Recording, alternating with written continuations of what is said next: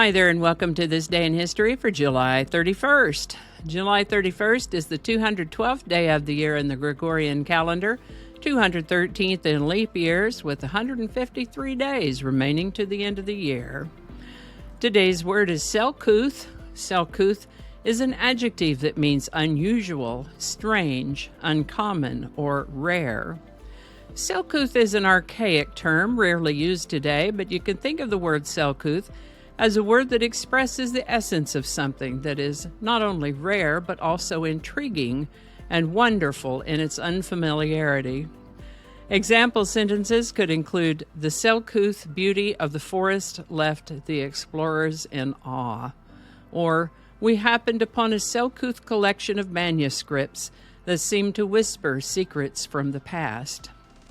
Selcouth comes to us through Middle English, from Old English, a combination of words that meant seldom or rarely plus known or familiar. So its literal translation could be read as seldom known or rarely familiar. What an interesting word. Selcouth is a very old word. First known use is before the 1100s. Selcouth. Today's word Selcouth was requested by YouTube viewer Ginger Rush at GingerRush7536. Thanks, Ginger. And if you have a word you'd like us to look into, drop it in the comments. We'll get it on the list. And with that, the oldest recorded eruption of Mount Fuji in Japan took place on July 31st in the year 781. On July 31st, 1703, Daniel Defoe was placed in a pillory for the crime of seditious libel after publishing a political satirical pamphlet. If that name Daniel Defoe seems familiar to you, he's the author of the novel Robinson Crusoe, which would be published about 16 years after today's event.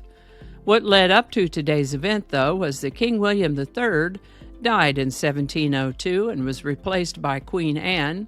She apparently was pretty rigid about religion and despised what were called dissenters, which in that context were Protestants who had or were trying to separate from the Church of England.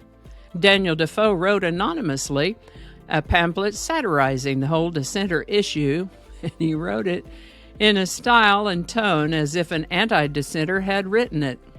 The publication of this pamphlet, called "The Shortest Way with the Dissenters, or Proposals for the Establishment of the Church." That pamphlet really stirred things up on both sides of the issue.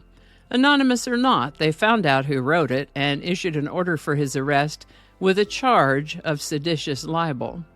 Of course, they found him and arrested him and threw him into prison. And as I mentioned at the outset, he was placed in a pillory on July 31st, 1703. The pillory was considered a punishment of public humiliation. People would gather about to taunt and tease the pilloried individual and usually wanted to make the offender's experience as unpleasant as possible. It wasn't unusual for a pilloried individual to be pelted with rotten food, mud, or other unpleasant items or substances. Daniel Defoe, though, was thought of as more of a hero by the crowd. So, rather than the usual fare of noxious substances and items, the crowd threw flowers at him. He was pelted with flowers. Daniel Defoe. On July 31st, 1964, Ranger 7 sent back the first close-up photographs of the moon with images 1,000 times clearer than anything seen from earthbound telescopes. The photos were so clear, in fact, that it quickly became evident that the moon, for sure and true, is not made of green cheese. We have a playlist of episodes for this day in history, as well as a playlist of single subjects called How About That? And words of the day in a playlist called There's a Word for That. I'll leave links to those playlists for you. Today's song is You've Got a Friend by James Taylor, number 1 on July 31st, 1971. The song was written by and also performed by Carole King. Interestingly, both King and Taylor's versions were recorded in 1971 with shared musicians. Both artists won Grammys, James Taylor for Best Male Pop Vocal Performance, Carole King for Song of the Year. It is a lovely and popular song. Several artists have recorded it over the years, including Dusty Springfield, Michael Jackson, Anne Murray, Donny Hathaway, to name a few. As to the writing of the song, Carole King said it almost wrote itself, a true inspiration. James Taylor's version was released as a single and hit the Billboard Hot 100 #1 spot on July 31st, 1971. You've Got a Friend by James Taylor. Link in the description. I'm not doing that whole thing over again. And I think that's going to do it for us today. Thank you so much for watching. Consider subscribing if you haven't already.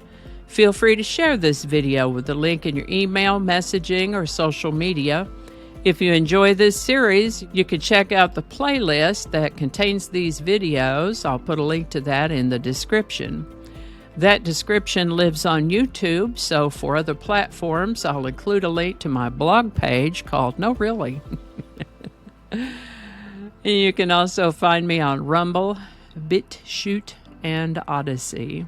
All those links in that description. Alrighty, that's all I can think of right now. Thanks again, and I'll see you next time. Alrighty, back to work. I think we got it this time.